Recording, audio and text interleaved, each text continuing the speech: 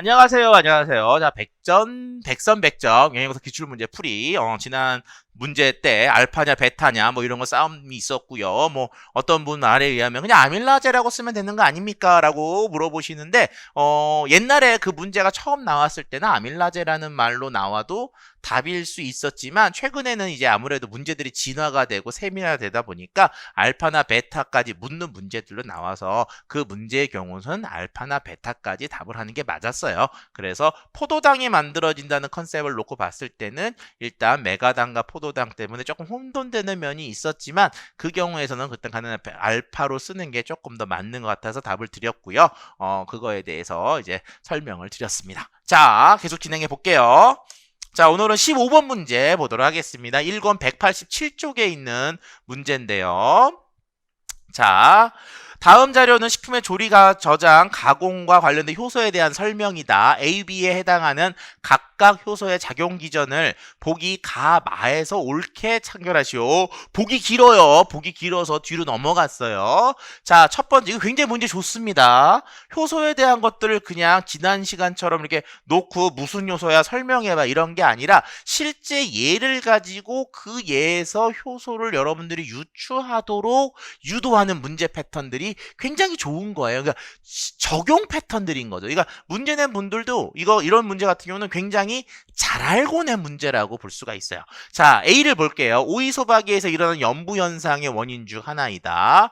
과일과 펄프 분해를 촉진하여 청진작용에 의해서 주스의 수율 향상에 도움을 준다. 자, 여기에서 염부 현상이라는 게 뭐예요? 좀 말라 비틀어지고 물렁물렁해지는 거. 그 다음에 청진작용 뭐냐 뽀얗고 흐옇고 뭐 이렇게 뭔가 한 것 같은 거 싹 분해시켜주는 게 뭐예요? 그것들이 뭐냐 하면은 우리가 팩티네이즈 같은 경우 팩틴들이 떠 있으면은 뿌연데 그것들을 팩티나제에 의해서 분해하면은 청진 효과가 있어서 이 경우는 팩티나제에 대한 얘기겠구나 라고 볼 수가 있어요. 하지만 뒤에 얘가 어떨지 모르니까 그런 것들을 얘기하고 보는 거죠. 어쨌든 청진작용 얘기했을 때는 일반적으로 팩티나제에 대한 얘기들이 많이 나오긴 합니다. 뒤에 팩티나제가 있는지 없는지 모르니까. 자, 그 다음에 열 처리되지 않은 대두에서 난 특징적인 불쾌치, 이걸 뭐라 그러죠?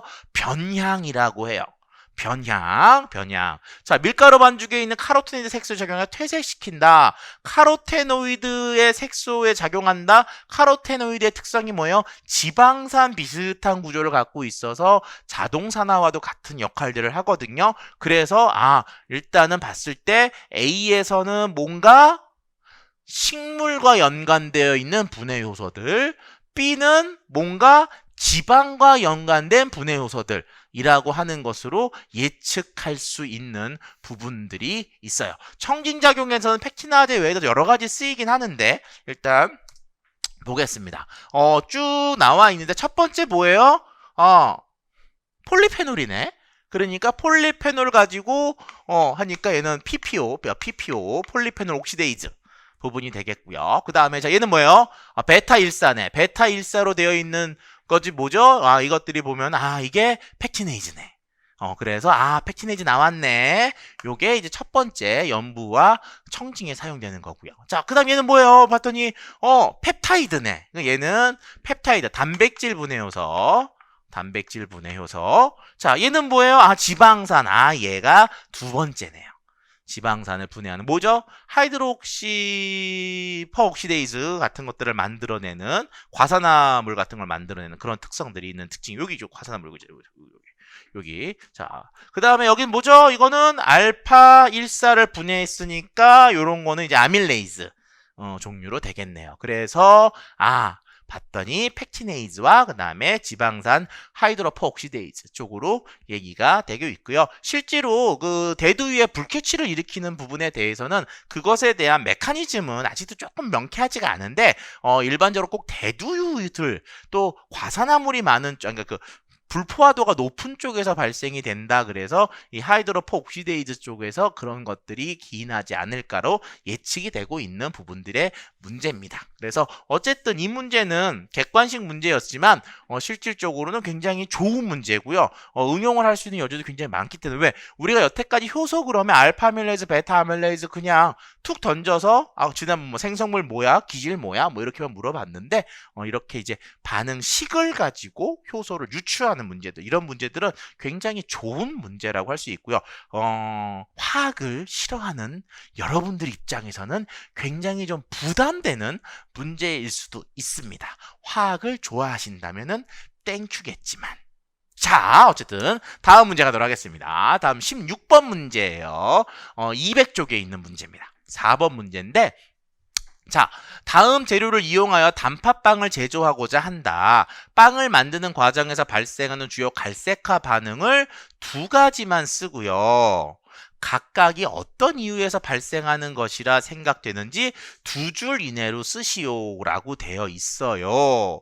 자, 그런데 밑에 강력분, 설탕, 소금, 생효모, 마가린, 계란, 분유, 제빵 계량제, 식용유, 파당금, 물 이런 것들이 있잖아요. 그럼 이거 왜 줬을까요? 왜 줬을까요? 이 안에 있는 성분들을 가지고 유추하라는 부분이겠죠. 그쵸? 물론 이게 없다 그래도 여러분들이 쓸 수 있습니다. 여기 없다 그래도 쓸 수가 있어요. 하지만 이 부분을 제시했다는 얘기는 뭐 앞으로 지금 문제 패턴에서는 당연히 저 내용을 이용해서 써라 하는 부분이 나오겠지만 어쨌든 이제 그런 것들을 연습해야 되는 부분이 있는 거죠. 자, 보도록 하겠습니다. 자, 단팥빵을 제조해요. 그런데 이 사람이 갑자기 단팥빵을 만들다가 갑자기 빵을 만들어요. 단팥빵을 만들었는데 빵을 만들어요. 그럼 무슨 얘기냐? 이 문제가 단팥빵으로 가는 게 아니고 빵이야. 그럼 빵을 넣었다. 빵을 만드는데 발생되는 주요한 갈색화 반응. 그럼 이런 거죠. 빵을 만들 때 효소적 갈변인과 비효소적 갈변에서 효소적 갈변이 있을까? 라고 했을 때 뭐 있을 수도 있지 않겠어요. 그러지만 일반적으로 걔네들의 경우에서는 갈변이 대부분 다 뭐 채소류랄지 과일류랄지 이런 쪽으로 오기 때문에 빵에 있어서는 그리고 딱 보니까 뭐야? 보니까 없어. 빵도 없죠. 폴리페놀 옥시데이즈의 영향을 받을 만한 애들이 별로 없어. 그쵸? 그럼 무슨 얘기냐? 이거는 비효소적 갈변 쪽에 대한 얘기겠구나. 그럼 비효소적 갈변은 우리가 알고 있어요. 뭐 있죠? 메일라드 반응, 캐러멜화, 그 다음에 아스코빅 옥시데이션, 아스코르빅 애시드 옥시데이션에 의한 갈변. 자, 그런데 아스코르빅 애시드 옥시데이션에 의한 갈변은 이미 정해져 있어요. 뭐죠? 오렌지 주스와 같은 아스코르빅산이 굉장히 많은 것들에 대한 얘기예요. 그러니까 결과적으로 빵을 만드는 과정에서 발생되는 주요 갈색화 반응은 뭐냐라고 하면은 메일라드 반응과 캐러멜화라는 거죠.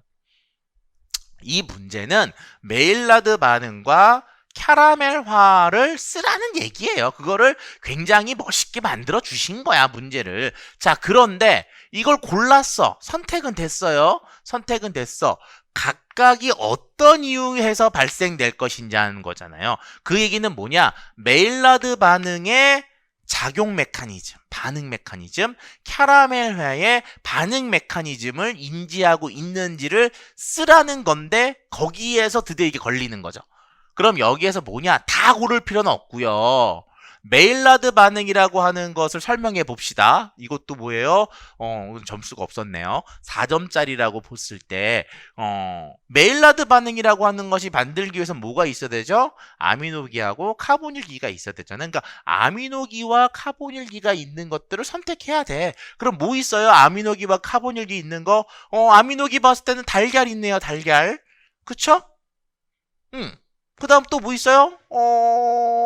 여기에도 강력분이니까 글루텐들이 있을 거고, 요 정도 선택해도 돼요. 효모도 괜찮아요, 효모도. 생효모도 단백질 함량이 높으니까. 그렇지만 우리가 굳이 있는 대로 뭐가 영향을 줬는지를 고를 필요는 없고요. 이 경우에서는 단팥빵에 들어간 달걀이나 강력분에 있는 글루텐 같은 것들이 제한이 될 거고요.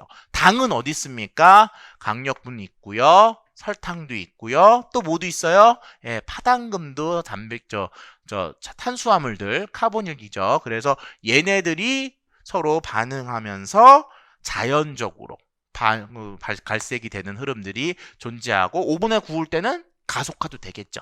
캐러멜화는 뭐가 있어야 됩니까? 일반적으로 당이 높은 온도여야 되겠죠. 그래서 설탕이라고 하는 부분이 높은 온도, 오븐에서 높은 온도에서 그 속에서 탈수 반응에 의해서 갈변이 진행된다. 이런 얘기들. 그러니까 이 문제의 핵심은 뭐냐면요.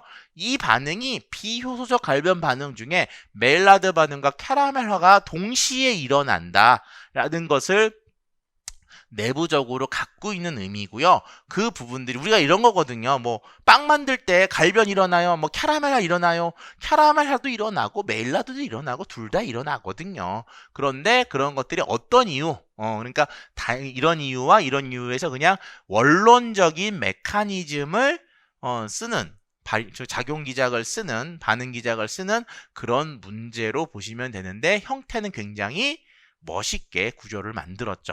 지금은 요거보다 조금 더 한두 개를 더 묻는 패턴들로 아마 4점짜리 정도로는 나올 수 있지 않을까라고 패턴이 되는 문제인데 어쨌든 요 문제가 기출이 되던 옛날에는 요 정도 수준에서 문제를 제출해 출제해도 학생들에게 변별이 있던 시기였다고 볼 수가 있습니다. 그러니까 옛날에 문제가 쉬웠어요. 결론적으로는. 그러면 뭐냐. 옛날에 문제가 쉬웠는데 참 그래요. 그럼 옛날에 가시지 그러셨어요. 그렇죠.